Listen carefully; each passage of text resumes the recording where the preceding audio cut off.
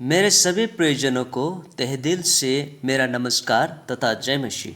मेरी आशा एवं प्रार्थना है कि आप सब सकुशल हैं एवं स्वस्थ हैं।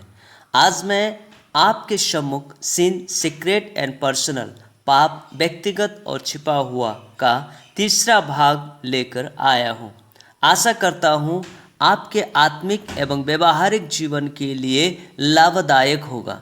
ईश्वर आप सबको आशीषित करे। आइए तो हम देखते हैं वीडियो का तीसरा भाग।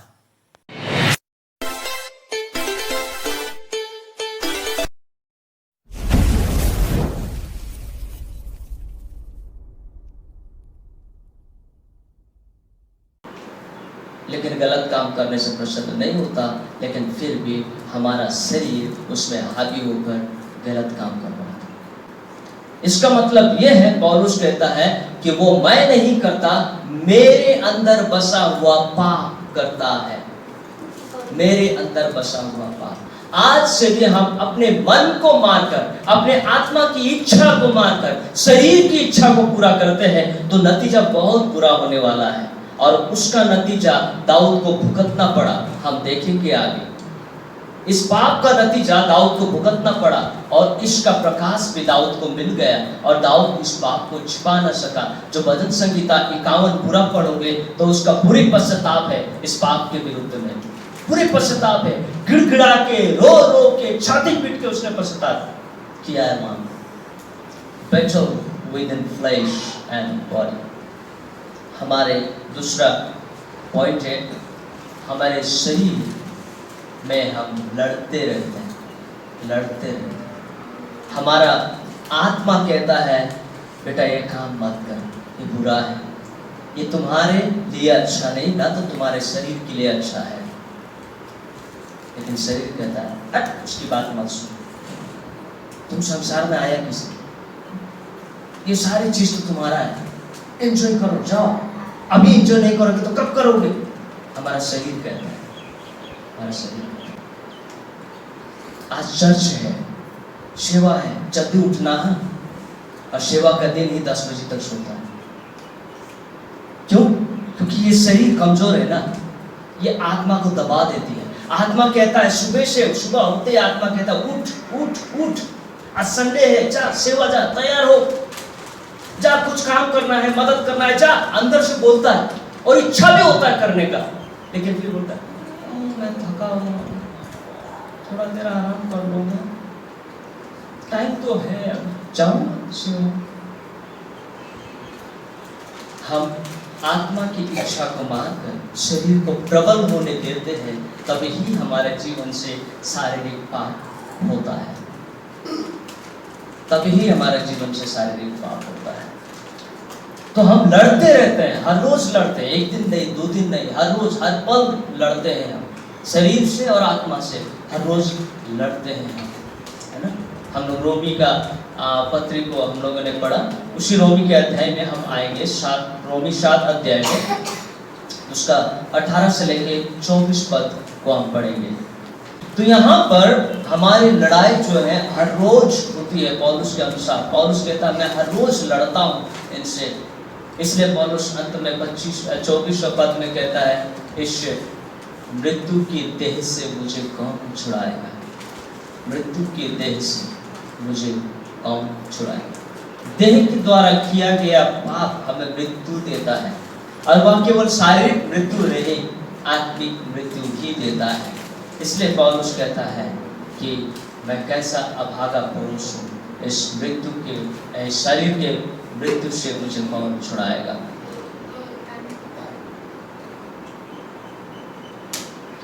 रॉथ ऑफ गॉड, परमेश्वर का प्रकोप हमारे जिंदगी में कैसे आता है। दाऊद ने अपने पाप को सीक्रेट रखा, और सबके सामने दाऊद ईमानदार, वफादार, विश्वास योग्य, परमेश्वर को पाने वाला, परमेश्वर का भक्त, और माने उस समय का शक्तिशाली राजा, उसका नाम बहुत ही फेमस था, बहुत ही फेमस था वो।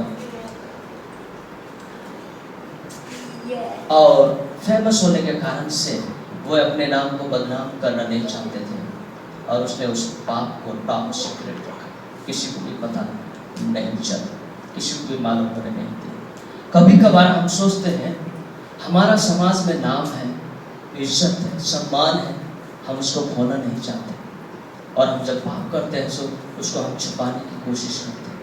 और एक पाप करते हैं, दूसरा आ जाता है, उसको छुपाने के लिए दूसरा पाप करना पड़ता है, फिर इसको छुपाने के लिए तीसरा पाप करना पड़ता है, फिर इसको छुपाने के लिए चौथा पाप करना पड़ता है। पाप के दलदल में हम गिरे चले जाते हैं।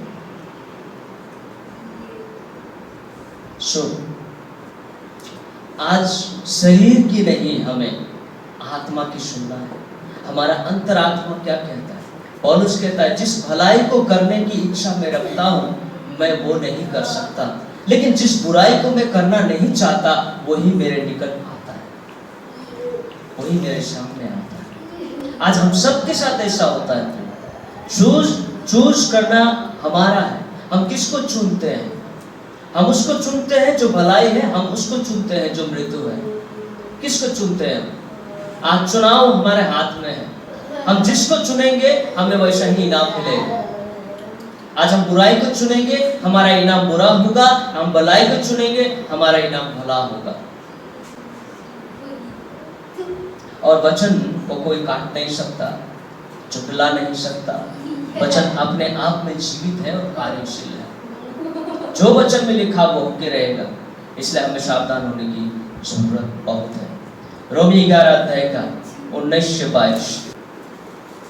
फिर तू कहेगा डालियां इसलिए तोड़ी गई कि मैं साटा जाऊं। ठीक है, वे तो अविश्वास के कारण तोड़ी गई, परंतु तू विश्वास से बना रहता है, इसलिए अभिमानी ना हो, परंतु भय मान, क्योंकि जब परमेश्वर ने स्वाभाविक डालियों को ना छोड़ा तो तुझे भी ना छोड़ेगा।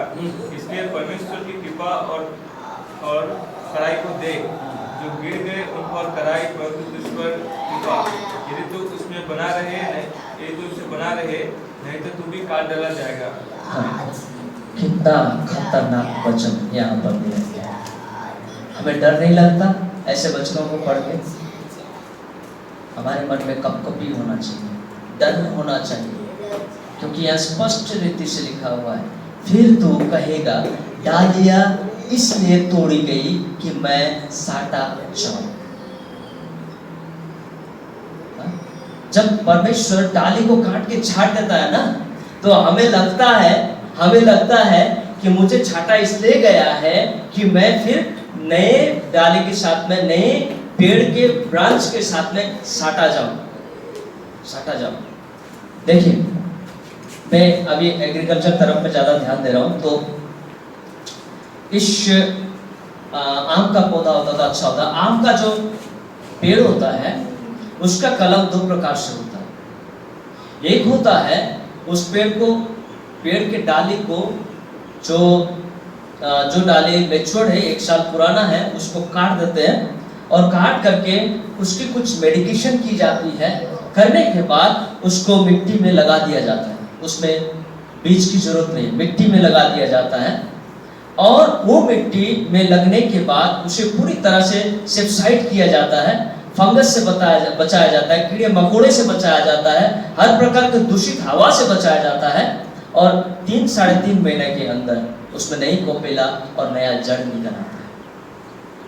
नया कोपिला और नया जड़ निकल आता है। ये एक कलम है जो डाली को काटकर सेल्फ ग्रोथ, उसी पौधे से सेल्फ ग्रोथ होता है, बढ़ना होता है। कभी कभार परमेश्वर हमें कष्टदायक जिंदगी देता है ताकि हम अच्छे बने, और वो धर्मी लोगों की जिंदगी में आता है, वो अधर्मी लोगों की जिंदगी में नहीं आएगा, धर्मी लोगों की जिंदगी में आता है। परमेश्वर उस डाली को काट करके सेल्फ ग्रोथ होने के लिए साफ सुथरा करके और शुद्ध हवा देके उसको रख देता है, ताकि वो सेल्फ अपने आप को ग्रोथ करे।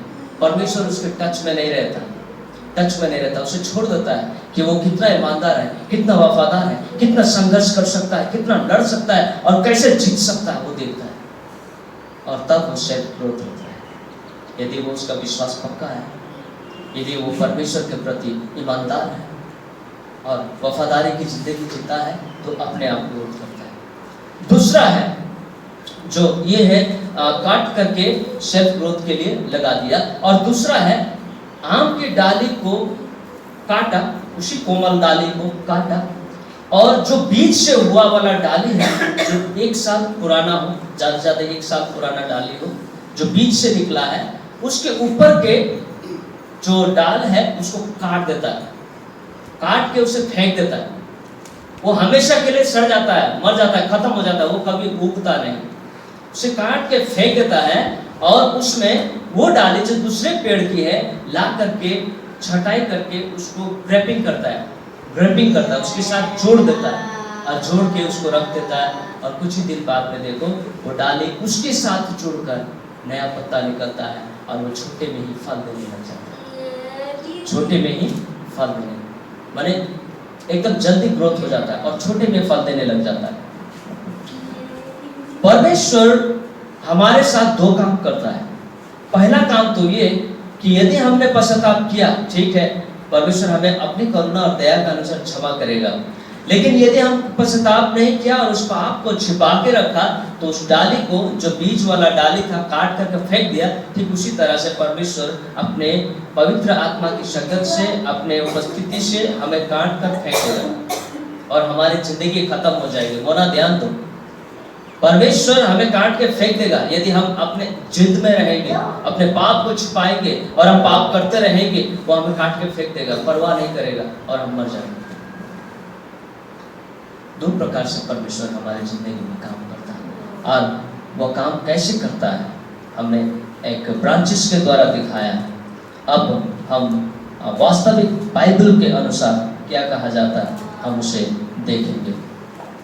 तो यहाँ रोमी 11 अध्याय का 19 से लेके 22 पद में जो हमने पढ़ा, ठीक है, वे तो विश्वास के कारण तोड़ी गई, परंतु तू विश्वास से बना रहता है, इसलिए अभिमानी न हो परंतु भयमानी। ठीक है, उस डाली को तो तोड़ के उनके अविश्वास के कारण से उसको तोड़ के फेंक दिया गया, लेकिन तुम्हारे मन में अभी भी विश्वास है तो तुम अभिमानी मत बनो।